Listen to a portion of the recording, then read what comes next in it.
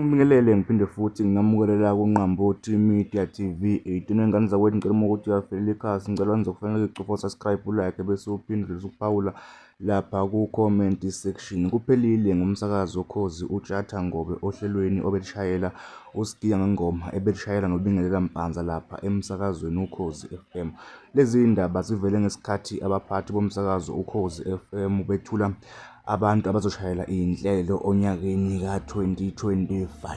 Ngale nje ukukhuluma kakhulu ingane zakuthi Ukhozi FM lumemezele uVusisizwe Langa njengongaye ozoshayela uSigiya ngengoma noBingelela Mpanza laphinde futhi lamemezela abanye babasakazi abazoshayela inhlelo. Ngale nje ukukhuluma kakhulu akuyizwe la kumenyezelwa inhlelo emsakazweni Ukhozi FM. Mukele kokhosi sibingelele Mthiya sibingelele kakhulu nakumlaleli. Umnandi mrozo ubingelele umuntu mamukele la kuphethe khona. Bengicela siba disclaimer sifake disclaimer imbiko. Siyasiqhelelanisa. Uyabona? Thina njenge febseqhelanisa lembiko. Asiqhelelanise.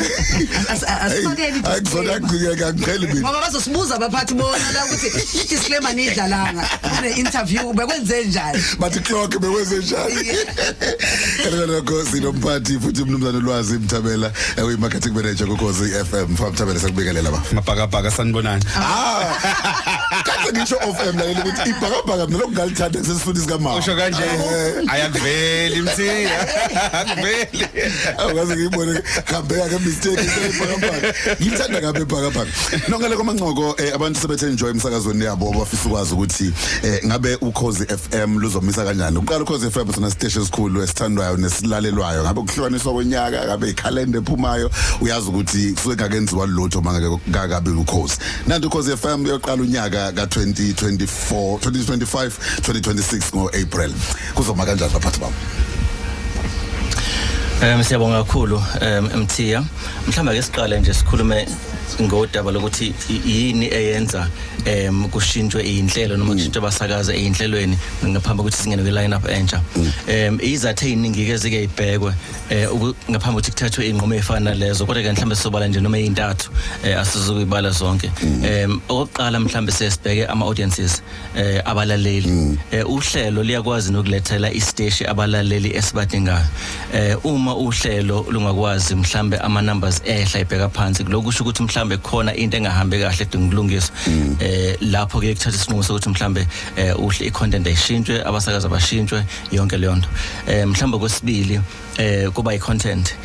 Uma ngabe mhlawumbe kubonakala ukuthi i-content ingqikithi yohlelo.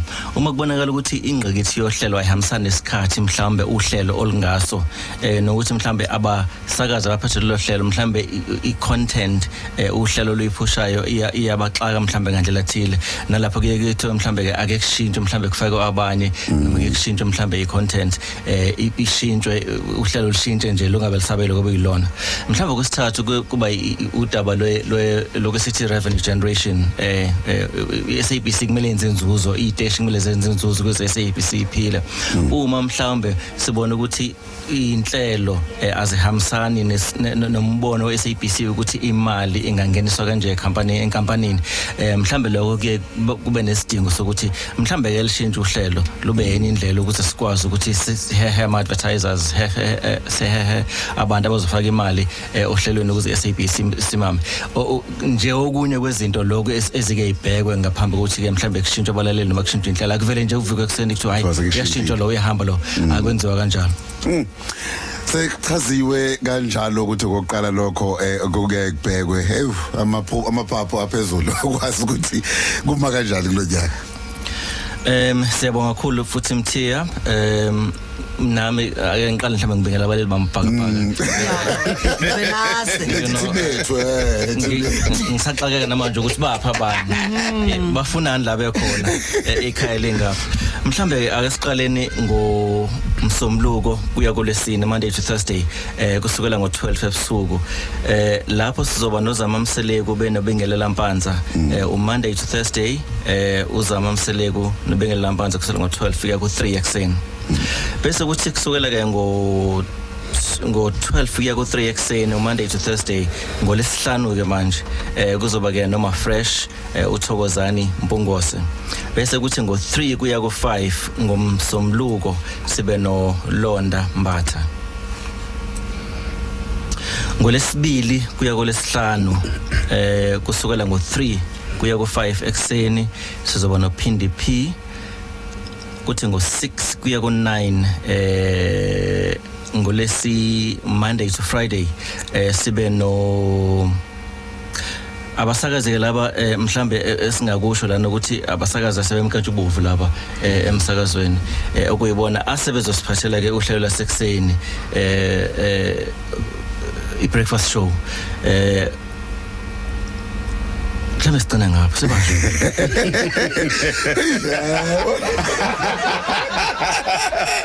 Bro sokwazi lokopela lapho kuzomphatha ukuthi kubika Ayangifihlela Ayidla lemshini egreen la khona iningi ama-gadget bawabeke kude ka manje ngiyabuza angikwazi siyabonga kakhulu kumroza Buthelezi noSipho Mbatha usigqameza okuyibona abasezoqhubeka basiphathele uhlelo lasekuseni kusukela ngomsombuluko kuya kuLesihlanu ngo-6 to 9.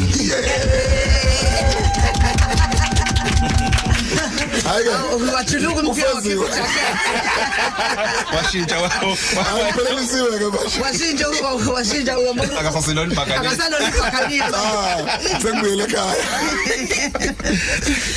Masiqhubeka kusukela ke ngo-9 kuya ku-12 ngomsombuluko kuya kuLesihlanu uLady D uzobuya bese kuthi ke ngo-12:30 ngomsombuluko 12:30 kuya ku-3 o'clock ngomsombuluko kuya kuLesihlanu uZimdola uZimiphibiela noSifiso Sibiya King Sifiso bazoqhubeka nalo hlelo bese kuthi ke ntambama ngomsombuluko kuya kuLesihlanu futhi kusukela ngo-3 kuya ku-6 kuzoba ke noTshatha uKhathita Ngobe noSel Beyonce noNgcu Dube.